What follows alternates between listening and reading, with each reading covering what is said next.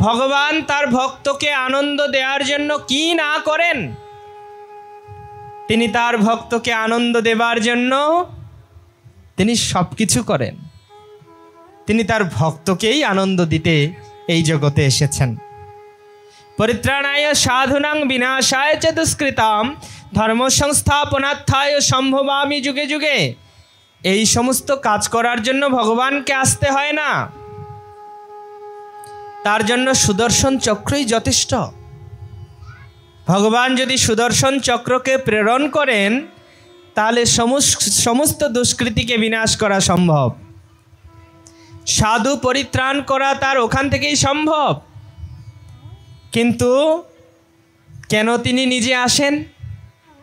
তিনি আসেন মদ ভক্ত বিনোদার্থম করমি বিবিধ ক্রিয়া। তিনি তার ভক্তদেরকে আনন্দ দেবার জন্য আসেন।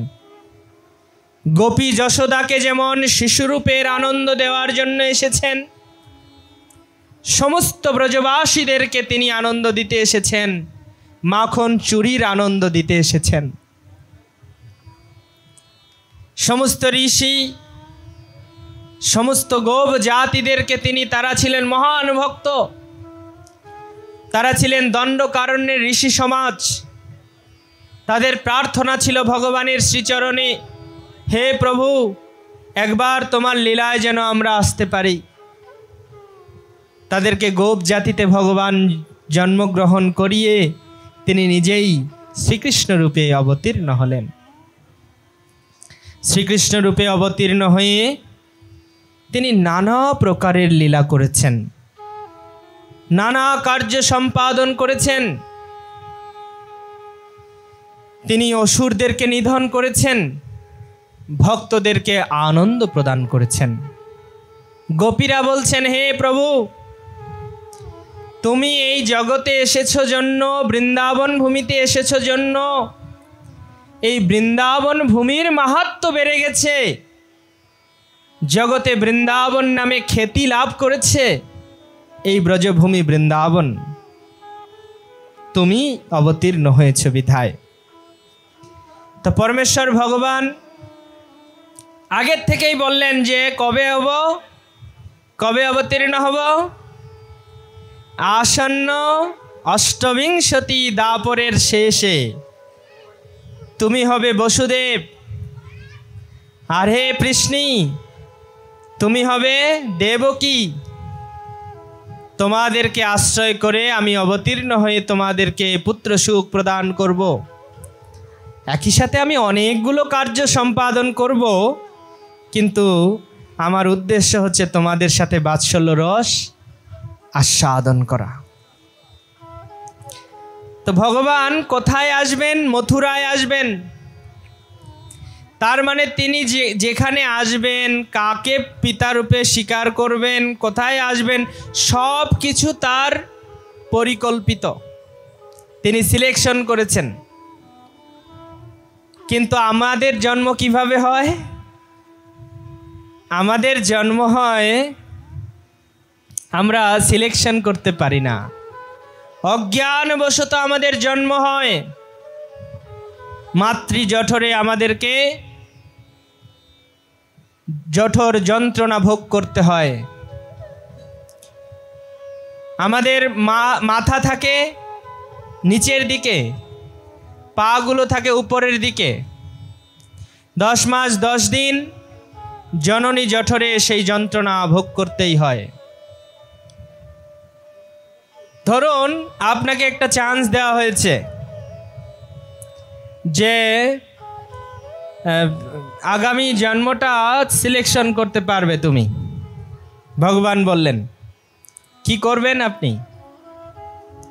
যার যা বাসনা আছে সেই বাসনা অনুপাতে আপনি একটা জন্ম সিলেকশন করবেন। কেউ বলবেন সবচেয়ে ধনী, পৃথিবীর মধ্যে সবচেয়ে ধনী ব্যক্তির সন্তান রূপে আমি আসব। কেউ বলবেন পৃথিবীর সবচেয়ে সুন্দর মানুষের ঘরে আমি আসব এবং সবচেয়ে সুন্দর হব। পৃথিবীর সবচেয়ে জ্ঞানী মানুষ, বিজ্ঞানী হয়ে জন্মগ্রহণ করব। না না, কত বাসনার প্রকাশ হবে তার কোনো ঠিক নেই। কিন্তু জীবের পক্ষে এটি কখনোই সম্ভব নয় কি নিজে সিলেকশন করে কোথায় তিনি আসবেন। যদি সিলেকশন করার অধিকার থাকতো তাহলে কেউ গরিব মায়ের গর্ভে জন্মগ্রহণ করতে চাইতো না। কেউ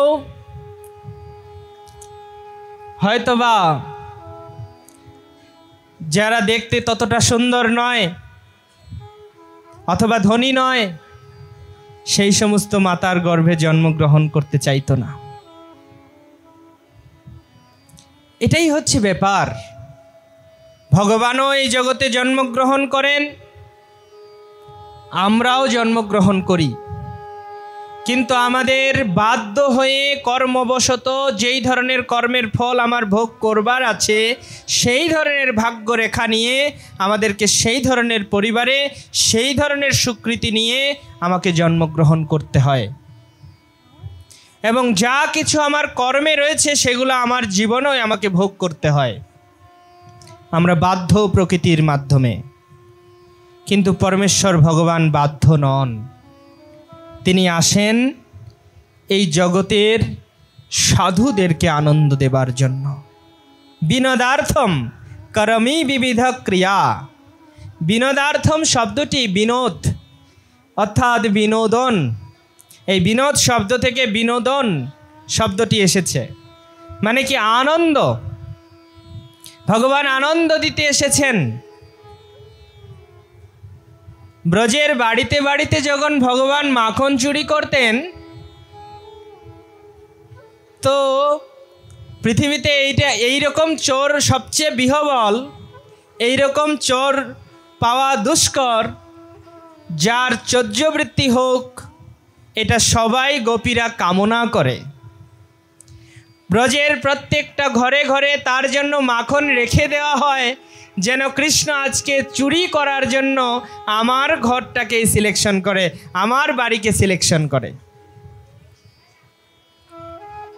এই রকম চোর, সেই চোরের মাহাত্ম্য লিখে শ্রীপাদ বল্লভাচার্য লিখছেন, দৃষ্ট শ্রুত বানময়া কদাপি। আমি এই রকম চোর কখনো দেখিনি, এই রকম চোরের কথা আমি আমার কর্ণমূলেও কখনো শুনিনি। সুতরাং এই যে চৌর্যবৃত্তি, ভগবানের চৌর্যবৃত্তির জন্য কত প্রতীক্ষা, এটা হচ্ছে আনন্দ, ব্রজের আনন্দ। সেই আনন্দই ভগবান প্রদান করার জন্য এই জগতে তিনি অবতীর্ণ হয়েছেন।